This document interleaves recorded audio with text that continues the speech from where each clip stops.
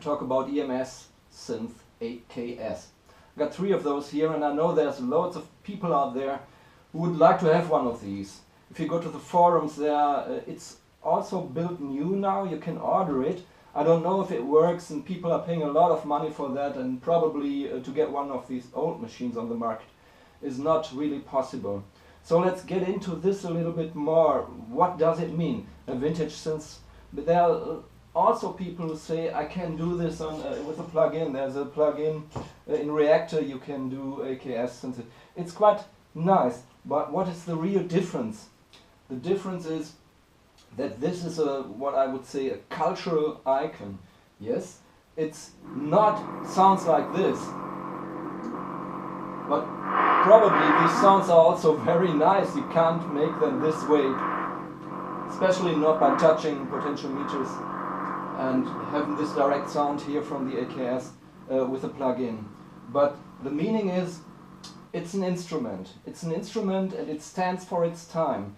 The design is quite cool. If you look at the design, I will go with the camera and you have a small, short look at this. You will see it's very unique, and it stands for this end 60s, 70s beginning period where, technically spoken, this design was the latest shit. Yeah, it's very cool. And the idea of it, you can touch it and you can see the idea is carved into this machine using these sticks in the matrix and doing kind of modular patching, semi-modular patching in this. And what's written on here, it's so nicely done. It's such a big invention. And of course it was used on many records. Probably most of you know Dark Side of the Moon, where it was used by Pink Floyd and also other bands out there at the time. But does it make sense to buy such a thing? The one side is okay, it's an investment and the prices might grow up. You know, with the old guitars, like I've got some Fenders here, that the prices go through the roof, and you don't know where it might end because they are unique. You can't get them on the market. They are handmade. Mostly this is also handmade, and one stands for itself. And the same is with the synthesizers. So it's a good investment to buy it, but that's not the point. The point is emotion. That's what I also think. It is emotion. It stands for something. On the surface, some people say, oh, that's cool, I got the money and I post this somewhere, but it doesn't mean anything to them. But to me, this has a meaning, and I think there's a lot of guys out there and people whom it also has a meaning to work with something like this. And that's so great then to have such a machine and to do something like this. And they can talk to each other here. I have a few sounds here. You might listen. I have 3 of those. You can see them.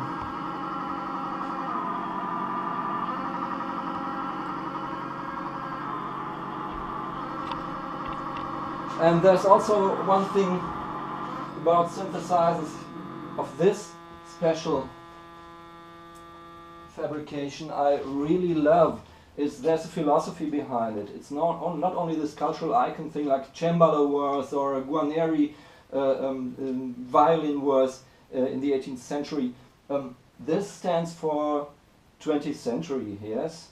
It's 20th century machines, and when archaeologists will find something like that in the future, we say, okay, that's an interesting machine. Obviously, it's a reflection of the artistic work people were doing. They had first time in their cultural development, they had the chance to do any sound, or they were struggling for machines, having machines to do any sound they want to have.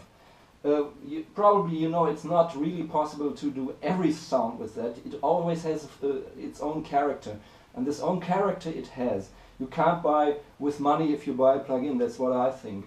So everybody out there who wants to own something like this or has a chance, having access to this, be very careful with it, get into it and understand what synthesis also means. It's very nice to understand synthesis by this and not just doing keyboard work. Patching something, that was one of the reasons why this was used at my university in the 70s to explain synthesis. because it's, in a way it's abstract, and in a different way it's very haptic and very good to understand by this. And there are some books, there's one book about doing different patches on that. You can fake these patches, doing them then yourself, and have a look where do I have to put this and where do I have to put that. But best is get into it, take the machine, make a relationship to the machine, and spend nights and days and weeks and years doing something and listen to the outcomes of it. And to me it's kind of a metaphor to politics, educators, economists.